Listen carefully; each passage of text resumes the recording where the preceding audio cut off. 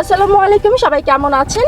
আমরা আজকে জানবো EFI 4E এবং 5E ইঞ্জিনে কি সিকুয়েন্সিয়াল সম্ভব কিনা। সো লেটস সি, চলেন আমরা আজকে জেনে নিই।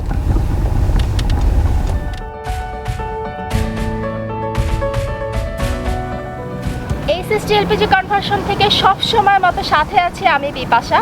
আশা করি সবাই খুব ভালো আছেন। নতুন বছরটা সবার খুব ভালোভাবেই যাবে সেই প্রত্যাশায় আজকে আমি আমার ভিডিওটা শুরু করছি। সত্যি বলতে এলপিজি খুব বেশি সময় হয়নি যে এর পরিচিতি বেড়েছে। মানুষ যত বাড়ছে আর চাহিদাও তত বাড়ছে। পূর্বে চাহিদা তেমন না থাকায় এই এলপিজি নিয়ে মানুষের গবেষণাও কম ছিল, ভাবনাটাও কম ছিল। তো যুগে যুগে এখন আপডেট হচ্ছে, প্রযুক্তি আপডেট হচ্ছে এবং এটা নিয়ে মানুষের ভাবনা, ইঞ্জিনিয়ারদের ভাবনা, যেটার আপডেট আরও কিভাবে করা যায়।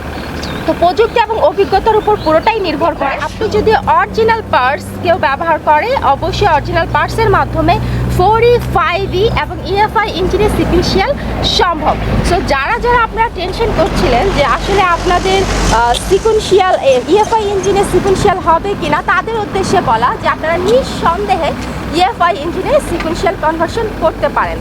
আর তার জন্য অবশ্যই আমাদের সাথে যোগাযোগ করতে পারেন। HST LPG কনভার্সন, আমাদের কন্ট্যাক্ট নাম্বারটা দেওয়া থাকবে।